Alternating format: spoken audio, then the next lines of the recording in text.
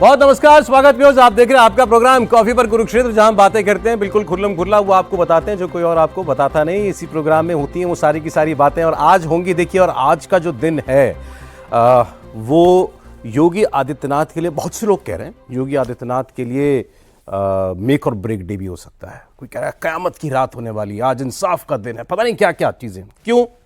क्योंकि योगी जी आए हैं दिल्ली में, और आप जितनी खबरें यूं लखनऊ से उड़ती उड़ती सुन रहे थे, और जो लोग वो खबरें बना रहे थे वो भी उड़ के दिल्ली आ गए हैं। मतलब उनके दोनों डिप्टी सीएम वो भी दिल्ली आ गए हैं। खबर क्या है आज की सबसे बड़ी खबर जो सुबह से चली, वो ये कि योगी आदित्यनाथ के दोनों उप मुख्यमंत्री, उनके दोनों डिप्टी सीएम केशव प्रसाद मौर्य और ब्रजेश पाठक खुली नाफरमानी कर रहे हैं उनकी, खुले आम। योगी मीटिंग बुलाते हैं, बैठक बुलाते हैं, दोनों नहीं जाते हैं, और उन दोनों के आसपास के लोग खुलकर बता भी रहे हैं कि हम क्यों नहीं गए। योगी जी हमको केवल विधायक समझ करके बुलाना चाहते हैं, हम डिप्टी सीएम हैं।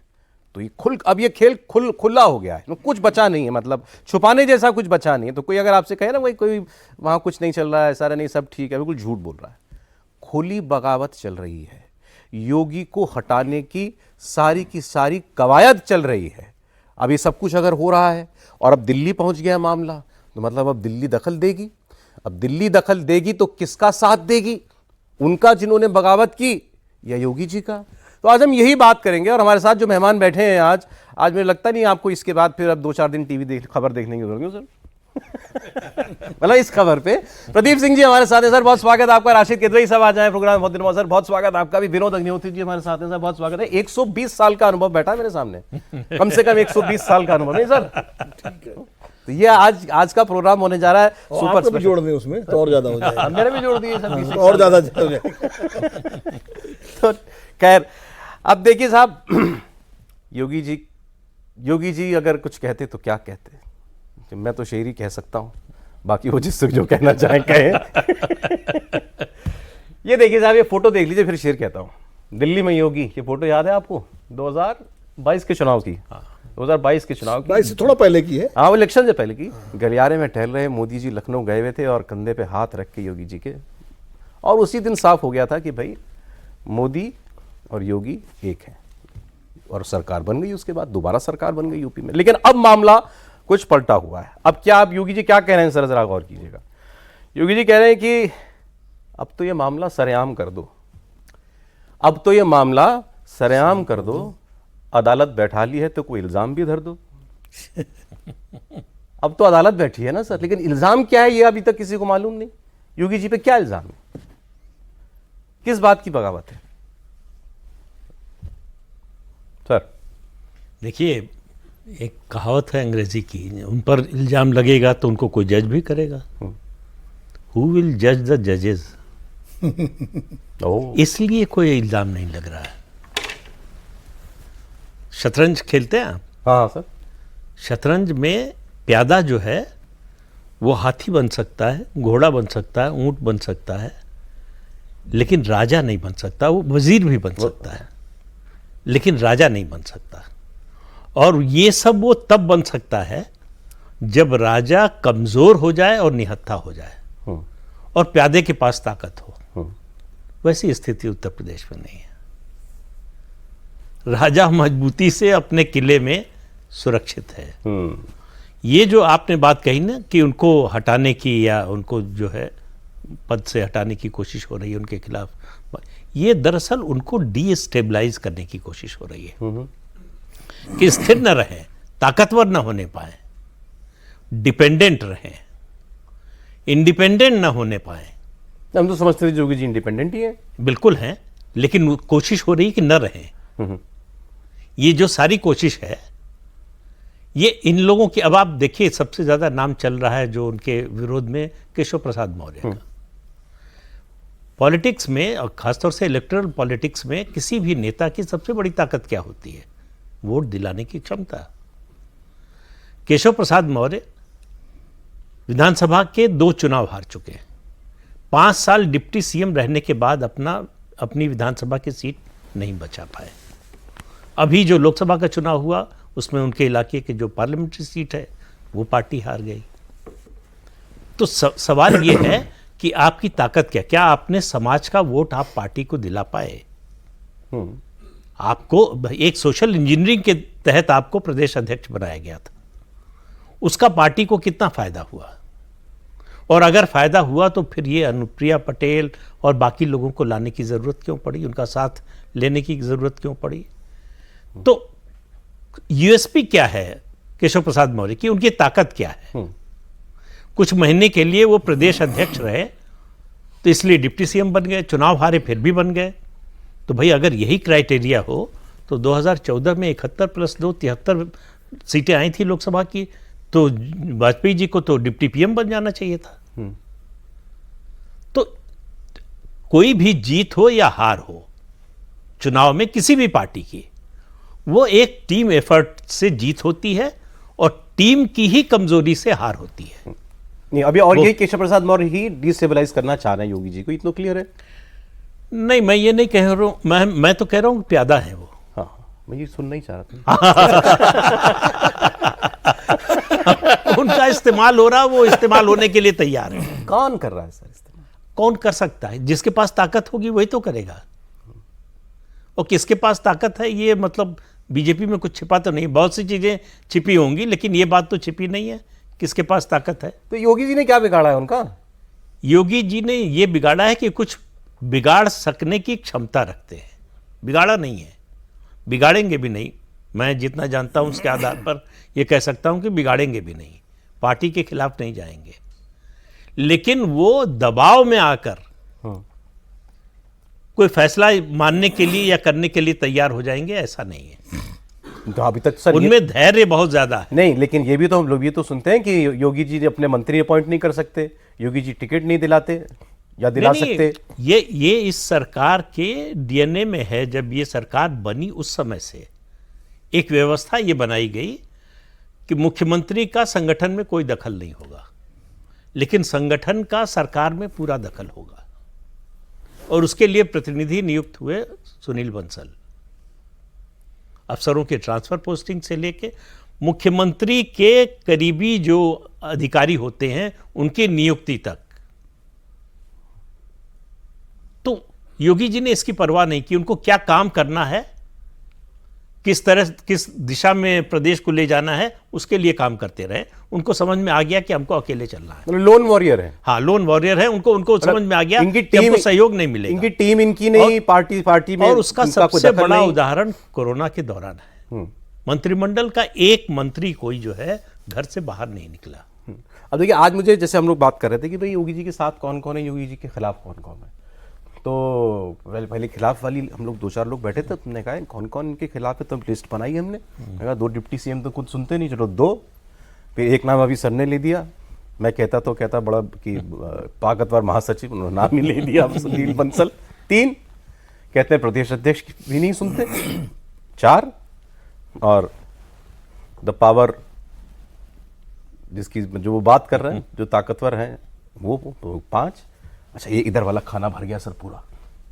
अब इधर लिखो योगी जी के साथ कौन है, तो सर हिली नहीं कलम कि साथ कौन है, और अगर कोई साथ नहीं है तो टिके हुए कैसे हैं, सवाल ये है।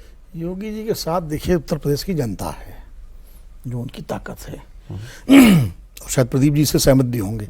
योगी जी ने 2017 में जब योगी जी चीफ मिनिस्टर बने थे तो वो गोरखपुर के सांसद थे, लेकिन उसके बाद उन्होंने जिस तरह उत्तर प्रदेश में अपना एक छवि बनाई, आप उससे सहमत हो असहमत हो, आप उसकी तमाम आलोचना करें, अलग बात है, लेकिन उन्होंने अपनी एक जगह बनाई और उत्तर प्रदेश में उनकी एक लोकप्रियता हुई और एक फॉलोइंग बनी।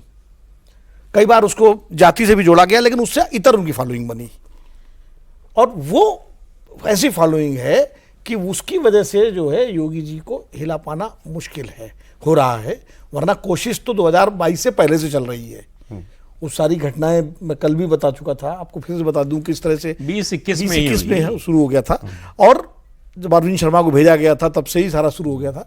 लेकिन वजह यही है कि वो एक ऐसा मतलब वो बन गए हैं मजबूत स्तंभ। देखिए, मोदी जी के आने के बाद भारतीय जनता पार्टी में जो चीफ मिनिस्टर्स बने पहले के सारे चीफ मिनिस्टर जो थे अटल जी के ज़माने के थे, शिवराज सिंह चौहान, रमन सिंह, वसुंधरा राजे, ये सब। जो चीफ मिनिस्टर नए बने हैं वो भजन लाल शर्मा, मोहन यादव, विष्णु साय, ये सब नए बने, या रघुवर दास बने थे, योगी बने थे। योगी अकेले ऐसे चीफ मिनिस्टर हैं जो, होता क्या है, हर चीफ मिनिस्टर सेंट्रल लीडरशिप की सुनता है इसमें हर पार्टी में, लेकिन ये होता है कि कुछ 10 में से गाना याद आ गया अभी बात। कुछ सुना दो। नहीं कुछ में से कुछ 10 में से 11 सुनते हैं, योगी जी शायद 7-8 सुनते होंगे, 2-3 मतलब जो मोदी अमित शाह एरा में चीफ मिनिस्टर्स बने, वो सर कुछ वो वाले थे ना, तू ही मेरा मन, तू ही मेरी पूजा, तुम ही देवता हो। देखिए, तो मैं आपको एक शेर तो सुना ही दूं। हाँ सर, योगी जी वाले प्रोग्राम पे ही। हाँ। भाई, जिंदगी भर सीखते रहे हम लहरों से लड़ने का हुनर, जिंदगी भर सीखते रहे हम लहरों से लड़ने का हुनर, और हमें क्या पता था कमबख्त किनारे ही कातिल निकलेंगे। वाह। तो किनारे दोनों है ना, दो डिप्टी, दोनों किनारे ही तो हैं, कातिल वाली भूमिका में है। तो मतलब उसी पावर्स, क्या कहते हैं, द पावर्स हुआ, द पावर्स में भी हुआ। तो प्रॉब्लम ये है कि भाई ये उतनी क्यों नहीं सुनता जितनी बाकी सुनते हैं। बस प्रॉब्लम वही है कि जैसे मैं अब योगी जी को नहीं, ये नहीं कह सकते कि नहीं सुनते, सुनते हैं, लेकिन क्या नहीं सुनते हैं बताइए।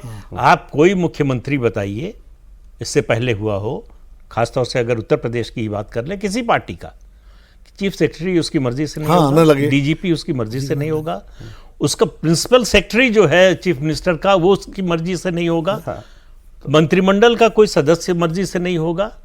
तो फिर क्या सुने, तो फिर और क्या चाहते हैं? रोज सुबह चार्टर्ड फ्लाइट से फाइल भिजवा दिया करें, क्या करें? नहीं, उस तरह से झुकते नहीं। आपने इस फोटो का जिक्र किया, इस फोटो का, इसका एक बैकग्राउंड मालूम है इस फोटो का? ये फोटो क्यों शाया की गई?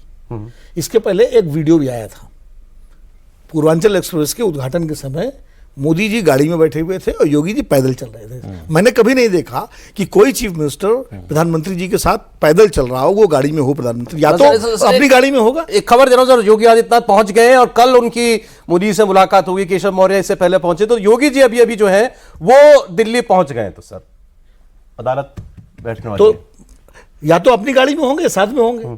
तो उस पर जब बड़ी चर्चा हुई, इस खबर, इस वीडियो की बहुत चर्चा हुई उत्तर प्रदेश में, लोगों ने इसको बहुत वैसे लिया कि भाई, तब ये फोटो इसके बाद ही आया। अच्छा, उसको डाइल्यूट किया और ये मैसेज हुआ कि नहीं, योगी जी ही इसके बनेंगे 2022 के। इतना ही नहीं हुआ, मोदी जी ने सभा में ये बोला, मोदी योगी प्लस यूपी उपयोगी। हाँ, मोदी जी ने बोला था। लेकिन सर सौरभ, मुझे लगता है कि जो मुद्दा है, ये डिस्कशन है, उसको ऊपर हम साफ बात नहीं कह रहे। बताए ना सर, क्योंकि देखिए, सफलता और विफलता की बात है। सफलता का बात हुई, एक विफलता, डबल इंजन की सरकार थी, वो कहीं ना कहीं इंजन डिरेल हुआ है। कौन इंजन डिरेल हुआ है, उसकी एक अकाउंटेबिलिटी की बात है।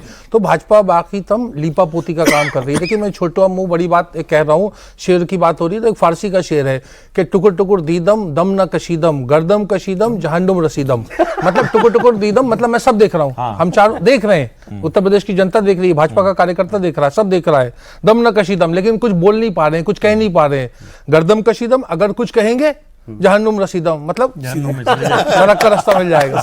तो ये एक बार फिर जरा उसी लय में जैसे आपने एक बार, टुकुर टुकुर दीदम दम न कशीदम, गर्दम कशीदम जहन्नुम रसीदम। तो ये तो बात असल में बहुत सारी है। एक तो उत्तर प्रदेश के में जो लोकसभा के, जी हाँ, फारसी का, कि जो है उत्तर प्रदेश में 2024 में जो भाजपा का प्रदर्शन उनके हिसाब से निराशाजनक हुआ, उसका जिम्मेदार कौन? उसकी कोई अकाउंटेबिलिटी नहीं लेना चाह रहा। ये कहना प्रदेश का मुखिया है, मुखिया को जिम्मेदारी लेनी चाहिए। देवेंद्र फडणवीस ने एक ऑफर तो किया था, महाराष्ट्र में किया, नहीं करा, और उससे एक पूरा चेन रिएक्शन होता है, इसलिए उनको मामला दबा दिया गया। तमाम उत्तर प्रदेश में सिर्फ बैठकों का सिलसिला, मेरे आकलन में तमाम लीपापोती का सिलसिला चल रहा है। और दूसरा, जिसकी हम खुल के बात नहीं कर रहे हैं, वो कहीं ना कहीं जो योगी आदित्यनाथ का जो प्रोफाइल है, जो कभी बात होती है कि नरेंद्र मोदी योग 2029 या उसके बाद जब भी, तो उसमें उत्तराधिकारी कौन होगा, और उसमें एक मतलब एक कांटे के रूप में या एक चैलेंजर के रूप में वो नजर आते हैं। उस भूमिका में तो इसलिए होता है कि ये एक बहाना होता है कि प्रदर्शन अच्छा नहीं हुआ, मुख्यमंत्री जो दो उप मुख्यमंत्री कह रहे हैं प्यादे होते हैं, प्यादे चाल चलते हैं दूसरों की शय के ऊपर। तो वो उसके ऊपर ये होता है कि इस वक्त अगर हटा दिया जाए, जैसे शिवराज जी के साथ में भी एक मध्य प्रदेश में एक घटनाक्रम हुआ, लेकिन वो घटनाक्रम से उसको शिवराज जी और एक तरीके से राजनीतिक रूप से मजबूत होकर केंद्र में आ गए। तो ये तमाम चीजें हैं। एक और बात उत्तर प्रदेश के संदर्भ में बताना चाहता हूं, देखिए राजनीतिक दल बदल जाते हैं, परिस्थितियां नहीं बदलती। आपको जान के हैरत होगी कि 1951-52 से जो पहला जो उत्तर प्रदेश में चुनाव हुआ स्वतंत्र भारत में, और फिर मायावती जो 2007 से 12 का कार्यकाल हुआ, पहली मुख्यमंत्री थी जिन्होंने 5 साल पूरे किए। बिल्कुल सही। तो वो निर्वाचित कार्यकाल के निर्वाचन कार्यकाल, हाँ। तो वो जो था वो हमेशा ये वहां के ऊपर किस्सा कुर्सी का म्यूजिकल चेयर जो भी आप कहें वो चलता रहता है उत्तर प्रदेश में, और वही स्थिति तो इनके 7.5 सालों में। इसी पर मैं एक किस्सा सुनाना चाहता हूँ हेमवती नंदन बहुगुणा का। 1973 में यूपी में पीएससी रिवोल्ट हुआ, कमलापति त्रिपाठी मुख्यमंत्री थे, उनको हटा दिया गया, राष्ट्रपति शासन लगा। उसके बाद 74 में सरकार ने तय किया, कांग्रेस ने तय किया कि चुनाव होंगे, तो बहुगुणा जी को मुख्यमंत्री बनाकर भेजा गया। उनके नेतृत्व में चुनाव लड़ा गया, कांग्रेस जीत गई, सरकार बन गई, मुख्यमंत्री बन गए वो।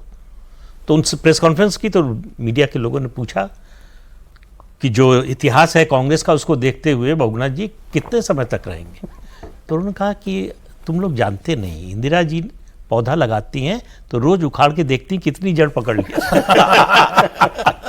तो नहीं तो अब वही बात, तो जो भी टॉप पर होता है, जैसे इमरजेंसी के दौरान ही सोवियत संघ का एम्बेसडर लखनऊ एक कार्यक्रम में गया था, वहां बहुगुणा जी को संबोधित किया future prime minister of India.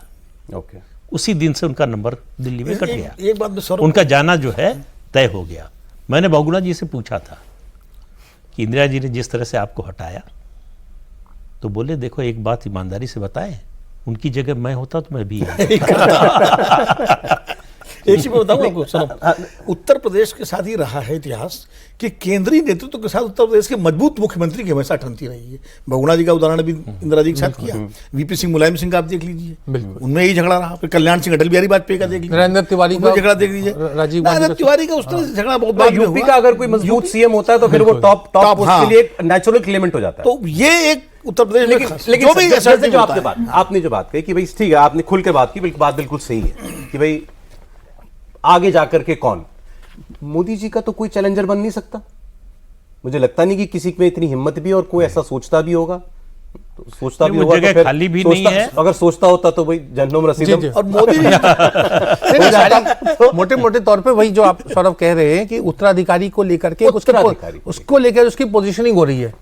मैं ये भी नहीं कहूंगा कि उत्तराधिकारी ढूंढा जा रहा है, उत्तराधिकारी की पोजीशनिंग हो रही है, पोस्चरिंग हो रही है, उसमें बहुत सारे लोग दावेदार हैं और एक सशक्त दावेदार, क्योंकि संघ की बात नहीं कर रहे हैं, संघ को भी जो है थोड़ा बहुत मतलब योगी आदित्यनाथ में विश्वास है या एक उसमें तालमेल बैठा हुआ है, बाकी लोगों को हिंदुत्व का एक वो है, एक चेहरा है, ये तो तमाम चीजें का उनकी एक इमेज है, एक छवि है, तो उसको मजबूत करने के लिए तो, और उम्र उनके साथ है। देखिए लोगों को लगता है कि अगर ये मतलब दो टर्म इनके पूरे हो गए और मान लीजिए कि अभी 27 में फिर जीत जाती है और इन्हीं के चेहरे पर ही चुनाव लड़ा जाएगा, अब तो कोई उसमें शक तो है नहीं कोई, अगर अभी कुछ ना हो जाए इस बीच में, अब से लेकर 27, उम्मीद है अब से लेकर 27 के बीच में, क्या पता सर, क्या पता। नहीं बिल्कुल पक्का। इसी सर आज नहीं, अगर बीजेपी हारने का तय कर ले तो बदल देगी, उसमें कोई बात पे शेर निकल रहा है, तो इसी बात पे मौका मिलने पर पलट देती है बाजी, जिंदगी किसी की वफादार नहीं होती। बहुत खूब, बहुत खूब, क्या पता लगता है। एनी हाउ, तो जो बात मैं आपसे कह रहा था कि क्या लोग जो लोग भी इनको डिस्टेबलाइज करना चाहते हैं, उनको ये लगता है कि अगर ये अभी नहीं रोके गए तो ही विल बिकम अनस्टॉपेबल। लेकिन देखिए मौका भी है और दस्तूर भी है सौरभ, आप ये देखिए जो वो सुषमा स्वराज ने जो ये शेर पढ़ा था मनमोहन सिंह के बारे में, वो यहाँ के ऊपर भी वो रहता है कि सवाल मतलब रहजनी का नहीं है, काफिला लुटा क्यों, सवाल रहबरी का है कि उत्तर प्रदेश में अयोध्या में चुनाव क्यों हारे और उसका जिम्मेदार कौन, इसका जवाब आज तक कोई नहीं आया है। नहीं, अच्छा मान लीजिए कि सारी अकाउंटेबिलिटी योगी आदित्यनाथ की, जिम्मेदारी योगी आदित्यनाथ की कि यूपी में हार हुई, योगी जिम्मेदार, तो क्या सजा देंगे आप इनको?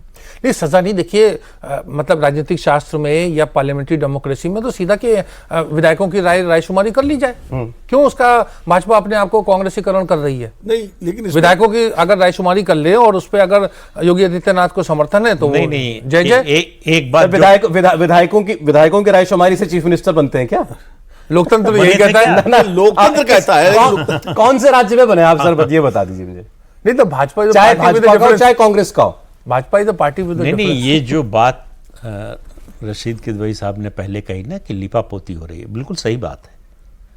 इसलिए लिपापोती हो रही है कि सबको मालूम है कि कारण क्या है हार का। ये खराब प्रदर्शन जो हुआ है वो किस वजह से हुआ है, उसमें कोई जाना नहीं चाहता है। उसमें कोई जाना नहीं चाहता। उससे बचना है तो कुछ तो दिखाने के लिए करना होगा। डबल इंजन था ना, जैसा उन्होंने कहा। कौन सा डिरेल हुआ? नहीं, कौन सा डिरेल नहीं, कौन सा डिरेल हुआ और किस, अगर हुआ तो किस वजह से हुआ? तो हुआ कौन सा, पहले तो ये बताया ना। नहीं, देखिए डिरेल अगर एक इंजन होगा, दोनों जुड़े हुए हैं तो दोनों डिरेल होंगे। देखिए तो एक नहीं हो सकता है। नहीं, अगर एक के ऊपर एक गिरेंगे। नहीं, अगर फैक्चुअल उस पर जाएं तो आप देखिए कि चलिए अयोध्या क्यों हारे, इन्होंने सवाल किया। बनारस में लीड क्यों कम हो गई इतनी ज्यादा? आप ये बताइए कि गोरखपुर मंडल की ज्यादातर सीटें बीजेपी जीती। अच्छा, वो सही बात है। श्री रविशंकर ने मदद की वहां जाके, उनके हजारों वो गए। पता नहीं, ये मुझे जानकारी नहीं, लेकिन गोरखपुर मंडल की प्रदीप जी कंफर्म करेंगे, ज्यादातर सीटें बीजेपी जीतती है। एक देवरिया को छोड़ करके एक आध सीट और शायद बनारस मंडल की सीटें हारती है बीजेपी, वो जो है अनुप्रिया पटेल को छोड़ करके। तो ये क्या, ये सब कारण, जब तो जो कह रहे हैं कि जब ये कारणों की व्याख्या होगी तो बहुत सारे सवाल उठेंगे। अब मुरादाबाद का मैंने कल बताया कि भूपेन्द्र चौधरी अध्यक्ष, उनकी जिम्मेदारी क्यों नहीं है? योगी जी के कर रहे हैं, उनकी क्यों नहीं जिम्मेदारी है? नहीं, मैंने अपने शहर में ऐसा उम्मीदवार दे रहे हैं जो डेथबेड पे पड़ा हुआ है। मैं तो 17 में जीते तो उसका श्रेय जो है केशव मौर्य को है। मैं कह रहा हूं कि और 24 में हारे तो जो भूपेन्द्र पटेल का कोई, अगर ये मान भी लें कि योगी आदित्यनाथ की सरकार की वजह से आपकी यूपी में हार हुई, तो क्या हटा देंगे? क्या वो पार्टी के हित में है कि इस आदमी को अभी हटाओ? क्या होगा अगर आज योगी आदित्यनाथ यूपी में ना हो? 27 में क्या होगा? बीजेपी साफ हो जाएगी, इसमें कोई शक नहीं। और योगी आदित्यनाथ का जो स्टेचर बन गया है उसका असर केवल यूपी तक नहीं रहेगा, पैन इंडिया उसका असर पड़ेगा। और उसका असर सीधे जो है टॉप लीडरशिप पर पड़ेगा। लोग देखिए, इस बहुत ज्यादा डिटेल में नहीं जाते, परसेप्शन पर जाते हैं। ये एक परसेप्शन उत्तर प्रदेश में उसके बाहर बन गया है कि योगी जी को कमजोर करने की कोशिश, और अरविंद केजरीवाल और बना दिया था। अब उसमें सच्चाई हो चाहे नहीं हो, इससे लोगों को कोई मतलब नहीं है। कोई योगी जी या मोदी जी या अमित शाह उनको बताने नहीं जाते कि हम लड़ रहे हैं कि नहीं लड़ रहे हैं, कि हम क्या कर रहे हैं। मैं अखिलेश यादव, अरविंद केजरीवाल की बातों को लाइटली कभी नहीं लूंगा। कह रहे थे वो यही हो रहा है। उसने अभी बढ़ा दिया ना मॉनसून ऑफर को, उसने विंटर ऑफर कर। एक एनालॉजी में ड्रॉ करना चाहूंगा, एक एनालॉजी ड्रॉ करना। लगभग यही स्थिति जब 2009 में कांग्रेस जीत के आई दोबारा, और गुजरात में उसकी सीटें कम हुई बीजेपी की, 8-9 सीटें कांग्रेस जीती थी गुजरात में। तो मोदी जी के खिलाफ पूरे गुजरात में एकदम से वो केशुभाई पटेल वाला ग्रुप दोबारा एक्टिव हो गया, और कि जानबूझ के अडवाणी जी को कमजोर करने के लिए, और सारी जिम्मेदारी मोदी जी पे डाली जा रही थी, और यहां से उनको हटाने की तैयारी हो रही थी। लेकिन अगर उसने मोदी जी को हटा दिया जाता तो आज बीजेपी की क्या हालत होती? वही स्थिति फिर बन रही। मोदी जी की भी अपील पैन गुजरात नहीं थी, पैन इंडिया थी। वही स्थिति आज है कि आज योगी जी पर सारी जिम्मेदारी डाली जा रही उत्तर प्रदेश। तो ये एनालॉजी बड़ी दिलचस्प है अगर इसको। और दूसरी बात है, आप जिम्मेदारी उस पर डालेंगे जिसको आपने, जिस पर आपने कोई भरोसा किया हो, जिसको ताकत दी हो तुमने, नहीं जिम्मेदारी दी हो। भाई अगर जो कैंडिडेट सिलेक्शन है वो योगी जी का होता, जो बात उन्होंने कही वो मानी गई होती है, तो उनके ऊपर जरूर जिम्मेदारी आती है। ये 10 जो उपचुनाव हो रहे हैं, इसमें जिस तरह से उनकी भूमिका है, अगर लोकसभा में होती तब भी क्या ये रिजल्ट होते, आज हम लोग ये कह नहीं सकते क्या होता, लेकिन कम से कम इतने बुरे तो नहीं होते, ये कहा जा सकता है। कि भाई बड़ी सीधी सी बात, आपने कई सर्वे कराए, आपके सर्वे में नाम आए कि ये जो हमारे सांसद हैं, इनकी जो है एंटी इनकम्बेंसी बहुत ज़्यादा है, इनका टिकट काट देना चाहिए, नहीं तो हार जाएंगे सीट। जी। उसके बाद भी उनको टिकट देते हैं आप, तो इसके लिए योगी जी जिम्मेदार हैं। नहीं, लेकिन सर या प्रदेश अध्यक्ष जिम्मेदार है। लेकिन प्रश्न यहाँ ये उठता है कि योगी जी की क्या मजबूरी है? अगर योगी जी की मर्जी के खिलाफ हो रहे सारे काम, चीफ सेक्रेटरी से लेकर के जो विधायक हैं या जो बाई इलेक्शन है, वो मुख्यमंत्री हैं। देखिए, जब हम कोई भी मैच होता है, फुटबॉल का मैच हो, क्रिकेट का मैच हो, कप्तान की या कोच की भूमिका होती है, और उसी के हिसाब से फैसला होता है किसको रखा जाए, किसको नहीं रखा जाए। उनकी क्या ऐसा कंपल्शन है? मतलब कि जो कोई कंपल्शन नहीं है, पहले दिन से उनको बता दिया गया कि आपको संगठन में हस्तक्षेप नहीं करना है, आपको सिर्फ सरकार चलाना है। ये उस तरह की स्थिति है कि सिलेक्टर्स ने टीम सिलेक्ट कर दी और उसके बाद एक कैप्टन चुना। हाँ, तो आप ये कह रहे हैं, कहा कि ये अब ये टीम है, आप इसके साथ खेलिए। तो आप नहीं, उसमें एक और चीज हो गई। मैं आपकी बात से सेलेक्टर ये भी समझा बता हूं। रहे हैं कि किसको कहाँ लगाना है। सौरभ, सर जरा इसको ये डिकोड यान कीजिए। चैपल- हाँ। जरा ये अखिलेश यादव ने अभी भी एक ट्वीट किया है, लगता है डबल इंजन वालों के बीच में एक और इंजन आ गया है जो दिल्ली लखनऊ के बीच में शंटिंग करता है। ऐसा लग रहा है कि दो राजधानियों के बीच कोई इंटरसिटी आवागमन सेवा चल रही है। किसकी बात कर रहे हैं? पता नहीं, हमको लगता है वही केशव मौर्य की बात कर केशव रहे मौर्य की हैं। क्या? उनके टारगेट पे केशव मौर्य ही है। क्यों 2017 से वही लगातार है। शंटिंग कर रहे हैं ना दिल्ली और लखनऊ के बीच में, तो वो केशव मौर्य है उनके टारगेट फिर पर। वही सवाल आता है कि ये कौन करा रहा है? हाँ जी, तो सवाल है। ऐसे अपने आप ही थोड़ी ना कोई कि ये लोकोमोटिव अपने आप ही चल पड़ता है। तो पावर कहते हैं बाय द वे, रेलवे की भाषा में इंजन को ना पावर कहते हैं। तो ये पावर कौन हिला डुला रहा है? देखिए बिना पावर के तो कोई हिलता नहीं। अब देखिए ये कोई रहस्य का विषय नहीं रह गया। चलिए हम लोगों से बुलवा रहे हैं, प्रश्न सौरभ कुछ रोशनी नहीं डाले। नहीं इस मैं तो ये पूछना चाहता हूं सर, ये हाथ अभी भी है वही है जहां इस तस्वीर में है? मेरे हिसाब से तो है। हाँ, उनको देखिए, आप उनको और किसी पर भी जो टॉप लीडरशिप है बीजेपी की, कोई भी आरोप लगा सकते हैं, लेकिन पॉलिटिकली नाइव होने का आरोप नहीं लगा सकते कि उनको नहीं मालूम है कि किस कदम का क्या नुकसान होगा और किसका क्या फायदा होगा। उनको मालूम है योगी जी को डिस्टर्ब करने का नुकसान क्या होगा, सर ये हाथ है वही? चाहे न चाहे। पहले मैं शेर कह दूं इस तरह, कही सके। जख्म को क्या खुला छोड़ दिया मैंने, जख्म को क्या खुला छोड़ दिया मैंने, सारे शहर के हाथ में नमक आ गया। क्या बात, क्या बात, क्या बात। तो आज हालत वही है, ये तस्वीर कि सब नमक लिए घूम रहे हैं योगी जी पर कि किसी तरह जो है जिम्मेदारी डाल के उनको रुखसत कर दो। नहीं, अगर मोदी जी का हाथ है तो फिर करता रहे कि इसको क्या करना, करे उछल कूद। Matter ends there. देखिए फिर वही आती सफलता विफलता की बात आती है। देखिए ये जो तस्वीर उसको जो सार्वजनिक किया गया था या इसको आज यहाँ पे भी जो टंगी हुई है, इसका पर्पस ये था कि इसका राजनीतिक उद्देश्य था, एक संदेश देना था कि वो योगी और मोदी एक हैं। बिल्कुल। और उस संदेश से कोई भाजपा को मतलब 4 जून 2024 को फायदा नहीं हुआ। तो पार्टी को तो ये देखना है कि आगे आने वाला समय कैसा होगा। इस संदेश से फायदा 2022 में हुआ था, 22 में हुआ था, लेकिन 24 में नहीं हुआ। अगर किसकी तस्वीर लगा दें सर जो आपको खुशी हो बताइए। हम तो कह रहे हैं रायशुमारी करनी चाहिए। दो प्रवेशक भेजने चाहिए। रायशुमारी का हाल बताऊं आपको जी। आप तो इतना कांग्रेस पार्टी कवर करते रहे हैं। इंदिरा जी ने एक बार राजस्थान में जो है फौजदार साहब को ऑब्जर्वर बना के भेजा और मुख्यमंत्री का चुनाव होना था, रायशुमारी हुई।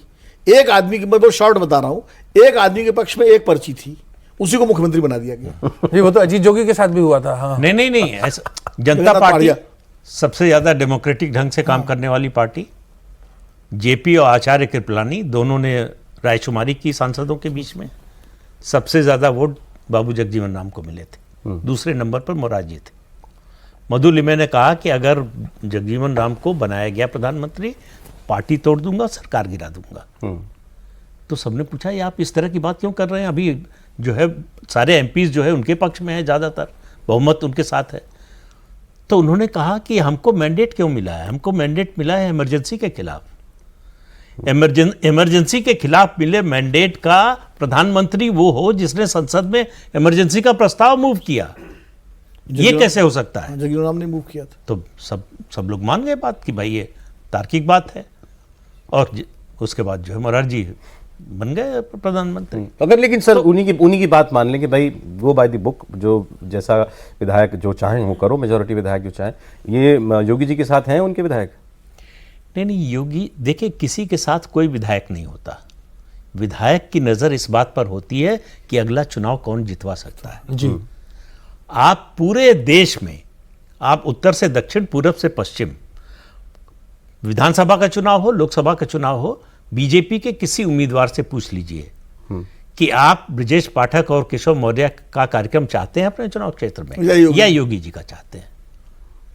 जवाब जो है वही इस आपके सवाल का जवाब। देखिए मोदी जी के बाद सबसे ज्यादा योगी जी का ही बिल्कुल कार्यक्रम। ठीक। इसमें कोई सर आज समय इतना ही था, लेकिन बहुत मजा आया, बहुत सारी बातें हो गई आज तो। और अब हर प्रोग्राम का देखिए कोई निचोड़ होता है, कोई निष्कर्ष होता है। हम एंकर लोग जो होते हैं हमें एक वो हासिल होती है प्रिविलेज की भी, आखिर में अपने 2 लाइन कह दो, ठीक है? तो वो आज मेरी 2 लाइन नहीं, आज तो वही है। आज के आधे घंटे का तो सर वही, प्लीज एक बार और एक बार और दीदम यही था हाँ। निचोड़। आज के शो का निचोड़ यही है जो ये कह रहे हैं।